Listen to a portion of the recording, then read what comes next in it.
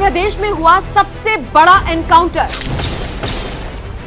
UP police के IG को ठोक डाला, सीएम योगी के उड़ गए होश।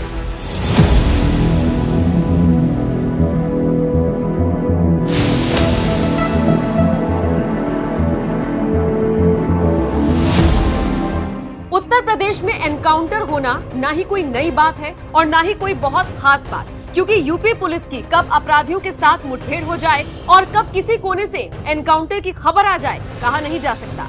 लेकिन आज हम आपको एक ऐसे एनकाउंटर के बारे में बताने जा रहे हैं जैसा कभी न पहले हुआ और न शायद भविष्य में कभी होगा। जी हाँ, सही सुन रहे हैं आप, और ऐसा हम इसलिए बोल रहे हैं क्योंकि ये एनकाउंटर हुआ है एक आईजी का। अब यूपी में आईजी साहब का एनकाउंटर कैसे हो गया, ये आपको विस्तार से बताते हैं।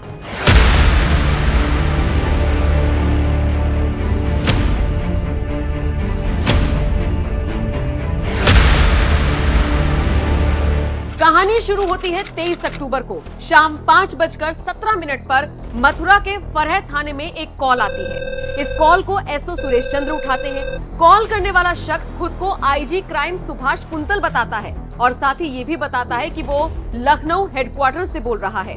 अब इससे आगे की कहानी आपको बताएं, उससे पहले जरा दोनों के बीच हुई बातचीत को सुनिए। हेलो, एसओ साहब बोल रहे हैं? जी हाँ, बोल रहा हूँ। जरा रुकिए, आईजी क्राइम साहब से बात करेंगे। जी सर। क्या जी, तुमने अपना सीयूजी वाला फोन ऑफ क्यों कर रखा है? ऐसे काम करोगे क्या? जय हिंद सर। वो सर नेटवर्क की दिक्कत थी। चलो कोई नहीं, ये बताओ तुमसे बात कैसे होगी? कुछ जरूरी बात करनी है। सर मेरा पर्सनल नंबर है, मैं आपको शेयर कर देता हूँ, या फिर आप दे दीजिए सर, मैं फोन करता हूँ। नहीं, तुम अपना नंबर दो।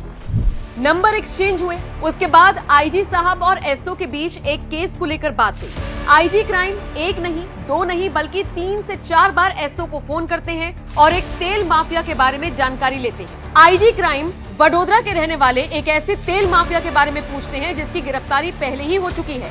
सारी जानकारी एसओ से लेने के बाद फिर आईजी क्राइम तेल माफिया के परिवार के बारे में डिटेल्स मांगते हैं, जिसको लेकर एसओ कहते हैं कि सर इसकी जरूरत नहीं है क्योंकि उसकी गिरफ्तारी पहले ही हो चुकी है। बस यहीं से सारा खेल पलट जाता है। दरअसल जिस तरह से आईजी क्राइम बार बार माफिया और उसके परिवार के बारे में जानकारी जुटाते हैं, उसने एसओ को थोड़ा सा कंफ्यूज कर दिया। फिर आगे क्या हुआ ये आपको बताएं, उससे पहले जरा सुनिए दोनों की फोन पर क्या बातचीत हुई। हेलो, वो जो निशांत है उसके बारे में और जानकारी जुटाओ। हाँ सर, उस पर तो काम चल रहा है। हमारी एक टीम मामले की जांच कर रही है। अच्छा ठीक है, वैसे मुझे जरा निशांत के परिवार वालों का नंबर देना।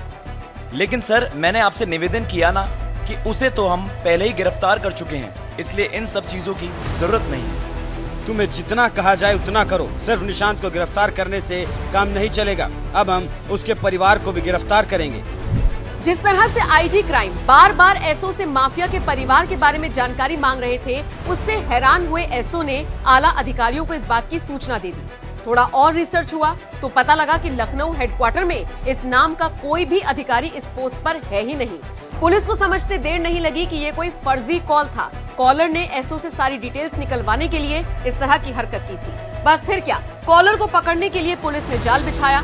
जैसे ही अगली बार उसका फोन आया, उसकी लोकेशन को ट्रेस कर उसे घेर लिया गया। लेकिन नकली आईजी साहब तो बैकफायर करने लगे, पुलिस पर हमला करने लगे। ऐसे में पुलिसकर्मियों ने नकली आईजी को असली गोली मारकर उसका एनकाउंटर कर दिया। हालांकि गोली पैर में लगी, लिहाजा उसे अस्पताल ले जाया गया। इलाज कर अब उसे जेल भेज दिया गया है और अब पुलिस आगे की पूछताछ कर रही है। इस फर्जी आईजी का नाम राधेश्याम उर्फ सुभाष है। इसके ऊपर कत्ल समेत 13 गंभीर मुकदमे दर्ज हैं और ये एक पुराना हिस्ट्री शीटर रहा है। राधेश्याम मूल रूप से राजस्थान के भरतपुर का रहने वाला है और उसके खिलाफ कई मामले वहीं पर दर्ज हैं। राधेश्याम पिछले काफी वक्त से यही काम कर रहा था। किसी बड़े आरोपी के घर का पता निकालता, फिर घर वालों को गिरफ्तारी का डर दिखाता और फिर पैसे ऐंठता।